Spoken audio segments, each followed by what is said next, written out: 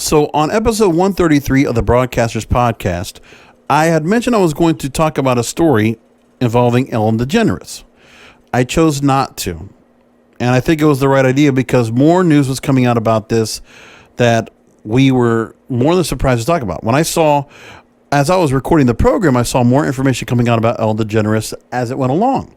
A lot of news was coming out after the fact that Ellen DeGeneres was going to have to confront the issues, the workplace allegations, because it just started getting so much press and people were talking about it so much.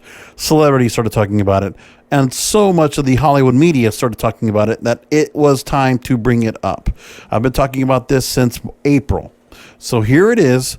Ellen DeGeneres had to address workplace allegations and changes in a staff letter. Hollywood Reporter got the letter, and she addresses the misconduct, because it was really got the big buzz from a BuzzFeed story which published early in July, and a circulated piece included a host of former employees' anonymous accusations of racism, intimidation, unjust termination, and overall toxic work culture perpetuated by the show's top producers. And this prompted an in-house investigation by Telepictures' parent Warner Media, which I talked about last week when I'm not podcasting. So now they say the investigation is complete. DeGeneres takes responsibility insofar as the show bears her name, and insists that steps will be taken to correct the issues going forward. Quote, "As we've grown exponentially, I've not been able to stay on top of everything and relied on others to do their jobs as they knew I'd want them done. Clearly some didn't. That will now change, and I'm committed to ensuring that this does not happen again." Whether Sheen or Warner Brothers will comment on the fate of specific employees, two sources tell the Hollywood Reporter that executive producer Ed Glavin, one of the show's 3 executive producers, and one of the center of the many nastier claims, are going to be let go. And Glavin is best known where there was claims that DeGeneres was largely kept shielded from Glavin's day-to-day handling or mishandling of the staff. It's really funny how this letter, she tries to turn it back on herself as her being the victim, the one that makes like $30 million doing the show a year. Okay. She says, quote, well, first of all, she took the opportunity to remind those of her past struggles and with others feeling othered, having been run out of the industry and the subject of multiple death threats after she came out as gay in the late 1990s. Okay, we understand that, but that's a bit of virtue signaling. You're going to go and bring back something that's 30 years ago. I mean, is it really that's where we want to go and go with now?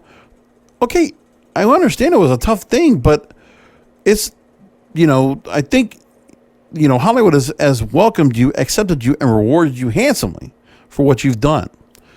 So again, it's a bit hypocritical and a very sanctimonious of her. Kind of puts herself out as like a saint. But here's what she says.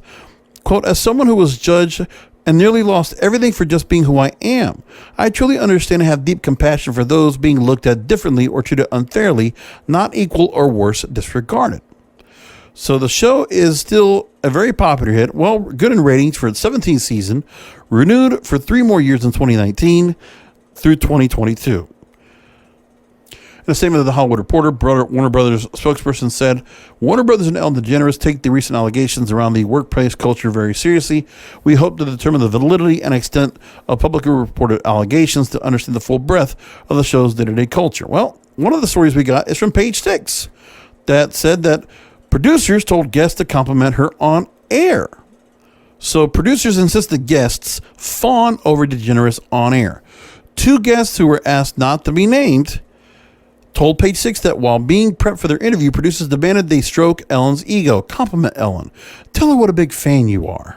Yeah, bullshit. Of the appearance 3 years ago, a source added, these guests were already fans of Ellen, big fans, but to be told you have to flatter her was really weird. You shouldn't have to be told. If you do look at past interviews, most of the guests always gush over Ellen, while they're members of the public or her close friends.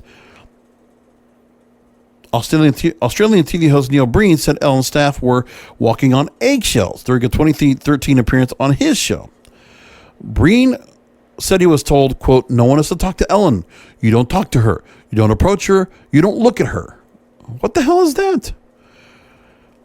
DeGeneres then again spoke out, appearing to blame others in the show.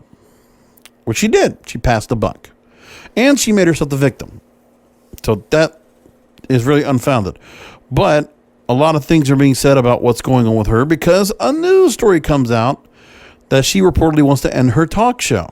She has threatened to quit the talk show, but now anonymous insiders at Telepictures and Warner Brothers said the longtime host is ready to hang up her microphone in the wake of recent allegations about toxic workplace conditions. A source at Telepictures told DailyMail.com that the host is telling executives at Telepictures and Warner Brothers she's had enough, wants to walk away from the show. She feels she can't go on, and the only way to recover her personal brand from this is to shut down the show. The truth is, she knew what was going on. It's her show, an insider told the outlet. She can blame every executive under the sun, but Ellen is ultimately the one to blame. Reps officially responded to the request for comment in the latest of a long string of claims. A DeGeneres, age 62, addressed the allegations and said she was sorry. And they made changes in the staff. We already talked about it.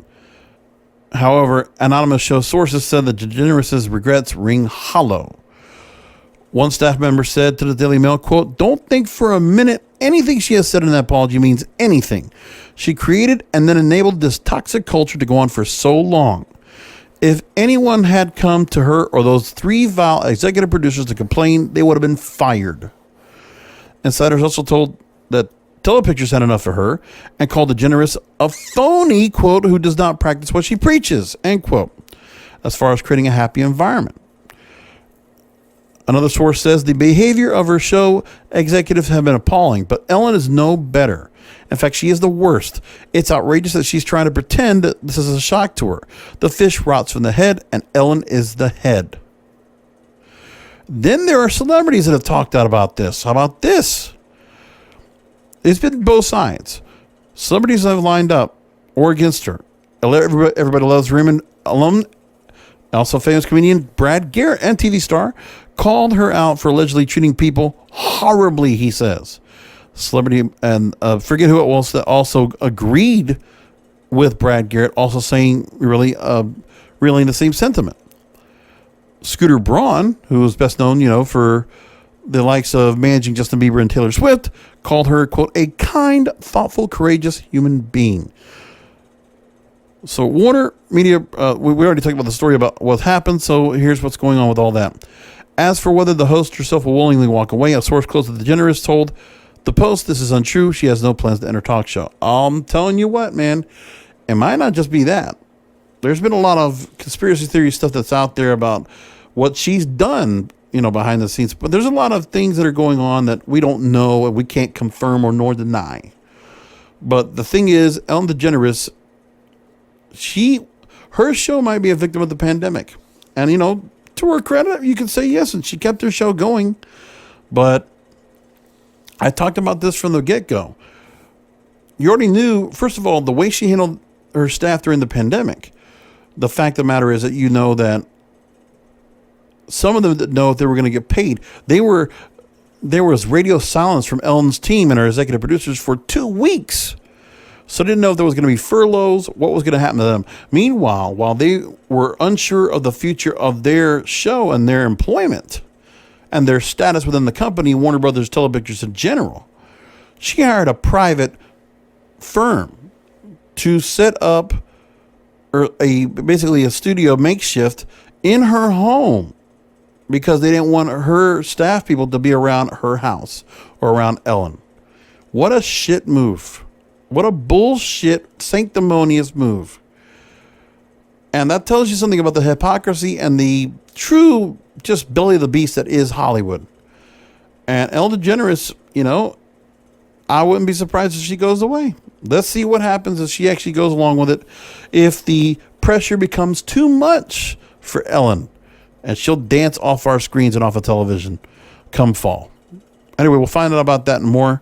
Stay around the When I'm Not Podcasting. We'll talk to you next time.